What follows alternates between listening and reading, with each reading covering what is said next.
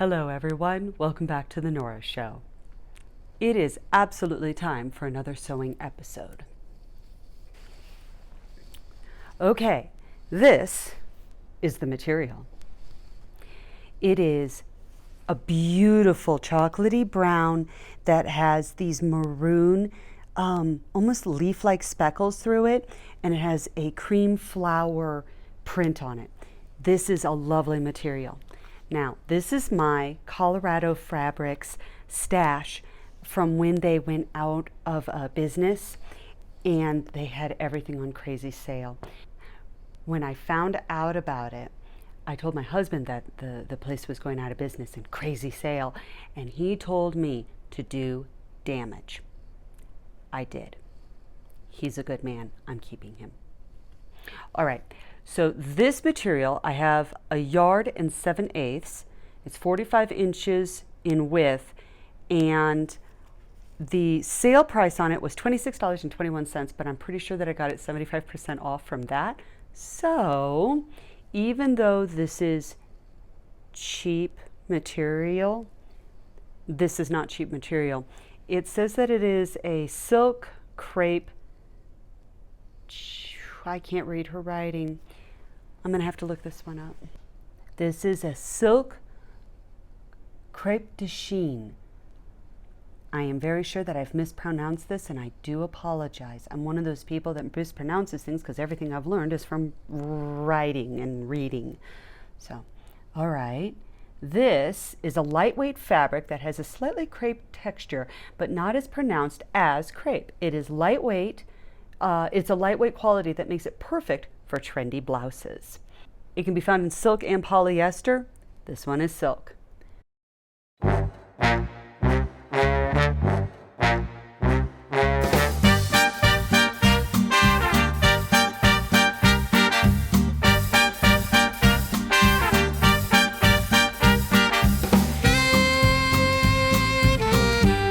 I'm going to say that this is an absolutely perfect choice for a 1940s blouse. I'm not offended by the print. I'm not offended by the color. I think this is perfect. This is the blouse that we're doing. I have already cut out the pattern. Now the pattern on this is a little confusing. The shoulder cap and the cut on this is very different from everything that I have done thus far. However, it's also one of the least involved when it comes to patterns because there's a front, there's a back, and then there's a shoulder and a shoulder. So we're talking about like 4 pattern pieces total. And I'm not entirely sure that I actually need to do any buttons or zippers. I want to test that out if I could actually do this over the head. Oh, do you want down? Okay, here you go. Too hot, too hot. Yes, I was getting hot too. So I cut out the muslin, and I'm glad I did because it showed me the exact points that I already knew were like, I don't think that this is drawn quite right, but I can fix that because this is the front. If you take a look, this needs to not have that there. I'm not entirely sure where or how that was supposed to come together with the drawing of the pattern, but I do know that I had to finagle a little bit at the back, on the back where the shoulder met the back neck. And I didn't like it very much, so this doesn't surprise me that I'm going to have to finagle, but this is okay. We can mess with it. It doesn't have to be. This got me into the same ballpark of what it's supposed to look like, so now I can mess with the pattern. So what I will be doing is taking a look and going, right here. This needs to be gone, because at that point in time, I can do a nice, nothing will be sticking out. So that's just extra that needs to disappear. The other thing that I need to do is redraw this part so that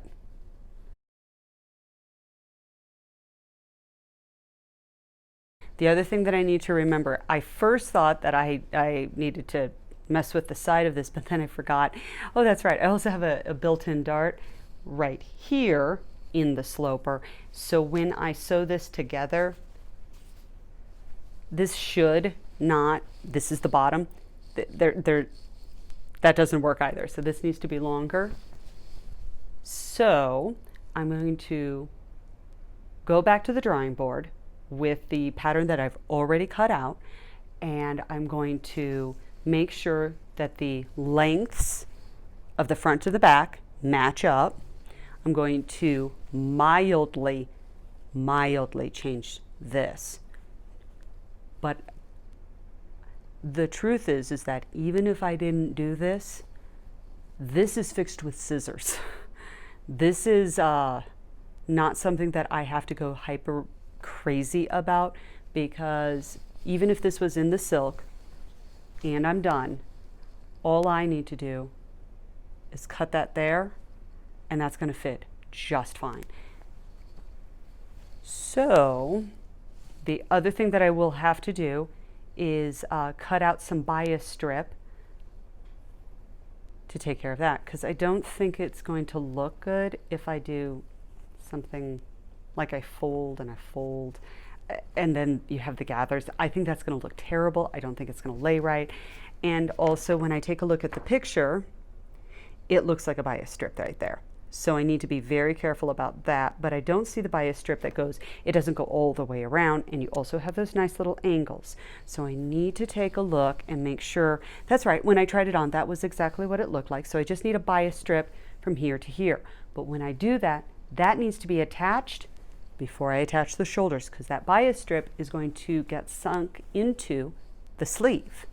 If the bottom does not turn out nice, this will be a tucked in blouse. I'm looking forward to this blouse. I think it's going to be very, very pretty. What else? Oh, when I sewed the muslin, I split the back with the idea of having buttons through here to here. What I'm going to do is actually sew this along the line, because I drew the seam line where that's actually supposed to meet on both sides. I'm going to actually sew that and see if I can slip it over my head, because if I can slip it over my head in this, I can do it in this. What else? I think this is going to be an insanely simple project once I get going, but I'm not going to make the mistake of thinking that silk is like any other material. Silk, from what I have heard in passing, needs to be deeply respected. I need a new needle, and I need to remember to replace the needle at the end of it, because silk is very strong, very, very strong. I also need to look up cleaning methods for this, because I am now moving into nice material and I don't want to ruin this. So I need to look up any sewing suggestions, like tips and tricks. I'm going to look that up before I ever cut this out. I'm not going to use my fabric scissors on this, because I'm pretty darn sure you're not supposed to, because this will dull things. Either that, or I'm thinking of something else entirely, and I'll come back and probably edit this out, or let you know how crazy I am. Look at that nice drape. That's going to look really, really pretty. I'm also, once I cut out everything, including the bias strip and the front and the back and the shoulders, whatever material I have left over, I'm going to run it through my machine and make sure that my settings and my needle are doing what they want, that they're supposed to do. Okay, so I'm going to do all of that. All right, so I've taken a look at my pattern and I have realized a few things. The first one is that from here to here, this is the underarm area and this is on the back. If I take a look at the front from the underarm, we're going to note that the original sloper comes from here to here, but this pattern pulls it out. There is a 1-inch dart from here that needs to be taken in. That's why in my muslin, because I completely forgot about that, that didn't work.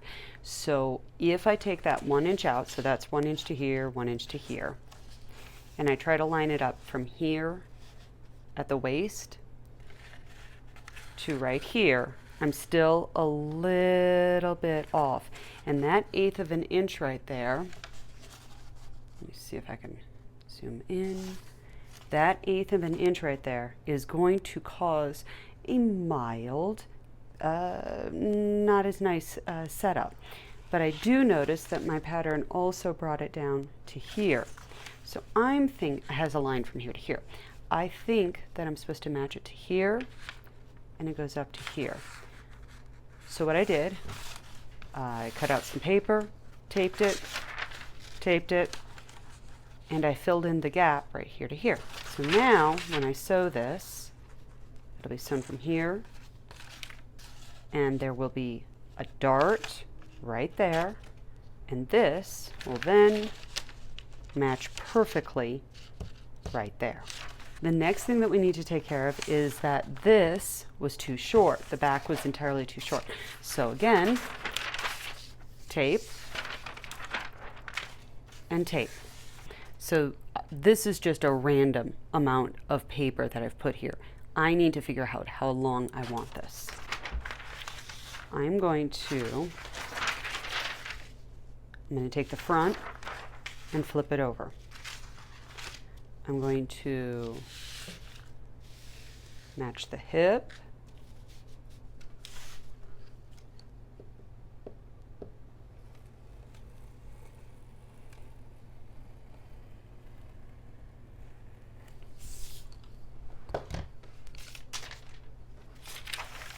So I now have a front and a back, and these should be fairly correct. Also, whatever I do down here, I can figure out the bottom part after I have cut this out and sewn everything together. This bottom will be the last thing that I do. All right, regarding the triangles. The reason that the muslin was so wonky is because I sewed this on, I think this way. That's not going to be right at all. So this fits right here, and you can tell that it does. When I cut this out the next time, I am going to be very careful on not flipping this around. I am not, and sewing it on incorrectly. I'm not going to actually mess with this. When I sewed everything back together correctly, this seemed to actually work out just fine. There was a little bit of a dart thing coming up.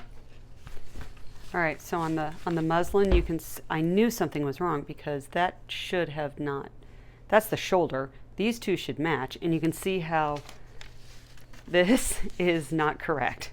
This needed to be turned around. So now this side is correct.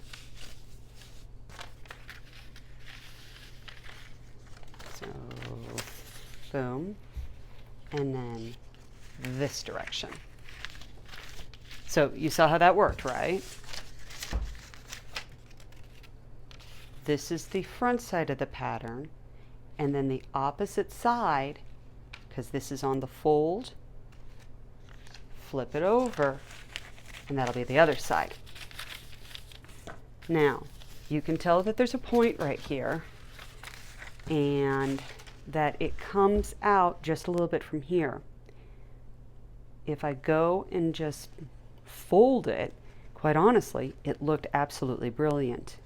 So I'm not convinced that I want to start messing with the pattern and cutting off parts before I sew everything together, because again, this feels like a fiddly area. So I think that I would rather fiddle with it and cut in the future once I've already put everything together. While I cut out the material, I'm going to do a quick silk tips and tricks list. Water. Water and silk seem to have a complicated relationship. Either you never ever have the two meet, or you need to plan that future meeting by having a pre-wash. But this wash can ever so slightly change the silk forever. Number 2, silk likes to slip and slide. A rotary cutter is awesome. Number 3, be very careful with fabric pens because silk is unpredictable. Test on an edge that isn't in use. Number 4, silk also has a complicated relationship with pins. I have read that there are certain silks that once you poke it with a pin or a needle, that hole is permanent and will not self-heal. I opted to avoid pins entirely and use quilt clips. This worked better than anticipated. If you do use pins, the extra fine needles are appropriate. Number 5. Regarding the sewing machine. Absolutely test your stitching on a scrap piece and start with a fresh new number 60 or number 70 needle. Number 6. With zero surprise, I say that silk has yet another complicated relationship with the iron and heat. Depending on the silk, some can handle steam, some cannot. Use a see-through organza to protect the fabric during ironing. I found that I needed to increase my heat to 3 on my iron for the iron to have any effect at all. But I started lower and on scrap fabric. Number 7. I didn't have any issue with fray, but I bet there are silks out there that fray is an issue. When I ran this through the serger, I had to fiddle with the settings a lot to make sure that it actually serged correctly and didn't pull apart and fray. Number 8. As a general piece of good advice, remember that fabrics are weird and temperamental, so take time to get to know whatever it is that you are using.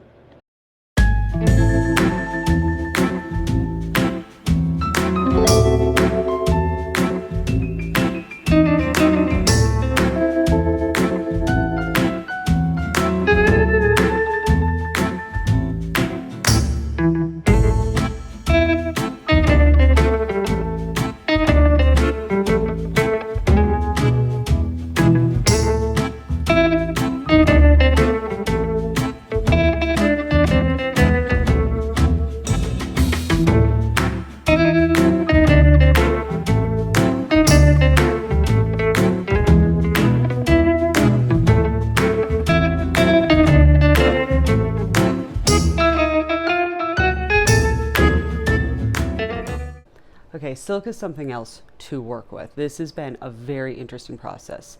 I'm also not convinced that I have 100% silk and that this isn't a blend of some sort. Either way, I have discovered that regardless of me following the instructions on the iron and everyone's suggestion of a fairly low temperature for this, the iron is fairly useless, and in the end, I feel like I got very, very lucky. These are quilting clips. These have been the most useful thing that I have ever had for working with slippery material that doesn't iron. This is the key so that you can not put marks in, everything is held stable. But let me show you what I've been able to do, because I was able to do a really decent job on this, and I'm rather pleased. Let me show you. All right, this is the front of the shirt. It was supposed to have gathers and then a nice binding. I was able to cut it out, fold it, and I did not use a bias tape maker. I just folded it. Oop, that part right there. And for something like that, this is on the inside of the shirt. I'm going to hand stitch this down, like right there. No one's going to notice. And the fact that, so let's take a look and make sure I didn't do anything else like that. That looks okay. And then this will be the front. And I'm flipping that up to make sure that I've caught all the material. I have. So the only mistake that I have is right there. And I think that I can just fix that with a very simple needle and thread. The serger was very interesting. When you serge this, so like whatever you do, don't pull, and really let this, the machine guide it through. And when you're guiding it through, this became the most obvious point where the material had to stay very firmly vertical and not at all slanted in any direction. So it became very important to gently guide everything through in a way that cotton is a lot less fussy about. This was a much fussier and fiddly material, but you can see that the binding has been done rather well. And there's not going to be any fraying, and this will be just fine. So this is the front, and the two diagonals go right here. And this is the back sleeve. Please note that I've kept the pattern piece on top of it the entire time to make sure that I don't start going, wait a minute, where do I put things? I know that this is the shoulder part because I've got these markings here. So I need to make sure that these two are on the top. And that's the back, and the same thing with the front. This is the top. So this and this need to get sewn together. And I think I might actually do that first on both sides, and then I'll think about how to fold this in to not have a rough edge on the sleeve, and then tuck this inside so that none of this gets shown. So this will get clipped and sewn in. All right, let's sew.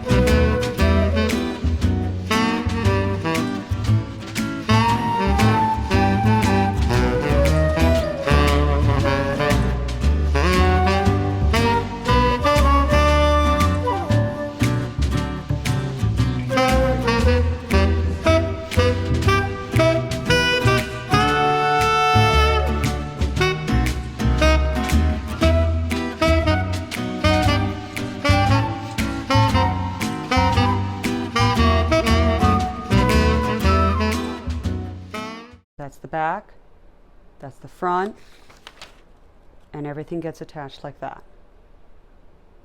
And I already knew that this was too long and that I was, oh, I know what I'm doing now. Okay, I'm not worried about this end and this end actually meeting, because remember that I already said that I knew that this needed to be chopped off and folded in. This is the part that I really want to make sure is flush. So what I'm going to do, fold, wait, and that is the back. So I'm going to fold here, and I'm going to match up these corners, and I'm going to sew this, and I'm going to sew it this way, and I'm not going to worry about where if these two corners meet, which they're not going to. And I'm going to do the same on this side.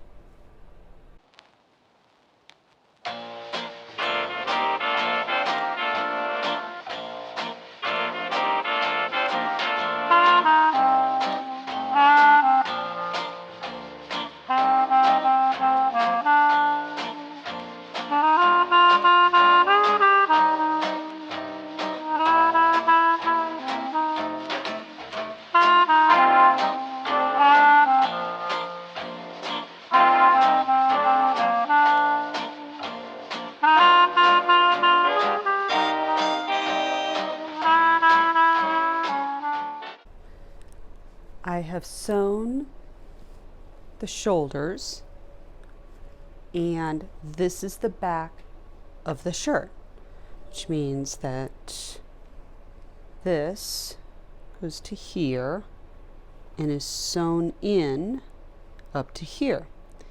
I am going to match this corner. I'm not going to worry about matching that corner to this corner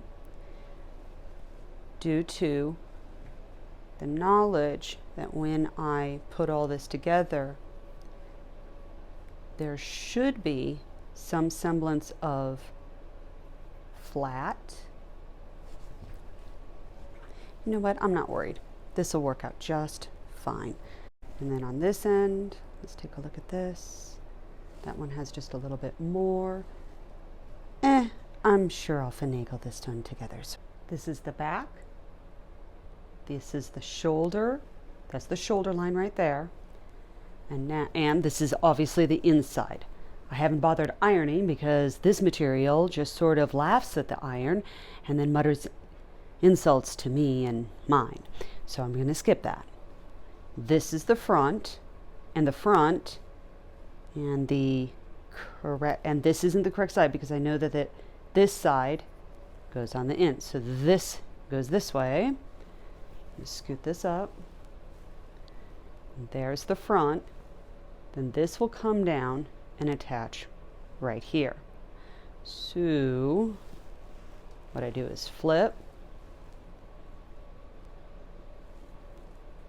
and I'm going to connect these two corners and get rid of all of that. Get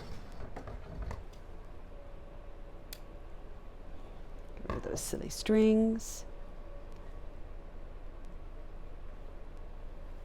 And then sew through there, and I'll do it on the same side, and then all of a sudden I'll have just a neck to, at that point I would have a neck to sew, and then finish the bottom, the sides, and the sleeves. This is coming together rather quickly.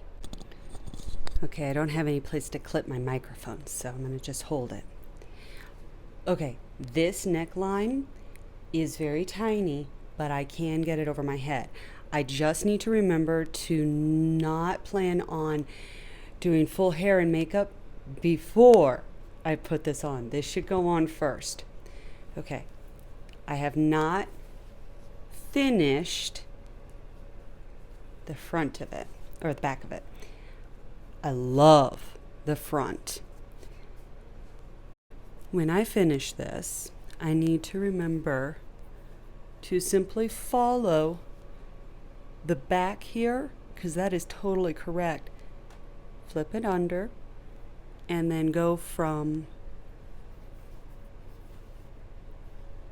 side to side and do a nice little stitch across, and I think that'll be just fine. And I love the way this falls. This is going to be quite lovely when this is done. I really like that. If I ever make this again, I want to make sure that I have maybe about an inch extra, and it would make the head hole a lot better. Because the head hole is so narrow, I am worried about how I'm going to actually get this on once the sides are stitched as well. So I need to reserve the ability to add a side zipper somewhere in there. We're going to see how wide this is. There are some question marks of exactly how I'm going to finish this in the end, but all of it is still quite doable. So good. Ha! All right, so I'm going to do this.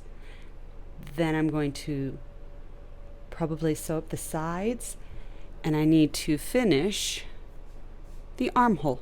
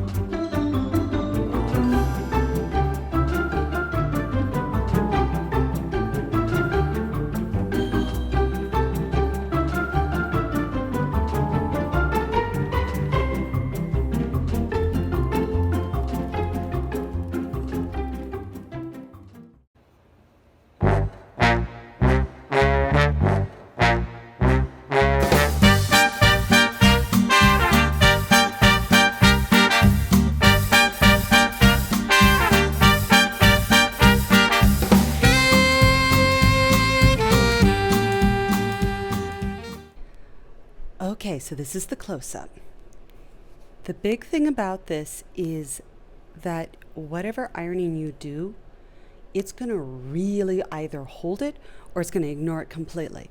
So on this side, you can tell that I accidentally ironed it so it flips up a little bit. So I'm going to have to re-iron that, and remember that when I'm ironing it, don't stretch out the material, really let it just lay flat, and think about the direction that you're going to encourage the material to fall.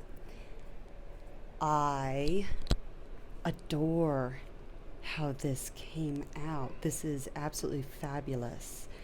I love the drape. It's so soft, fluttery. I like the back. I like the sides. I like the pattern. This is perfect. And we're going to ignore the fact that my hair is a complete disaster from taking the shirt on and off, and that I'm completely shiny because, again, shirt on and off. All right. So this would be, I guess we're done. Ooh, I have a video done. Fantastic. Okay, I'm going to go edit this. And then tomorrow, I guess I'm going to start the next project. I wonder what I'm going to sew next. Ah! Okay. Happy sewing, everyone.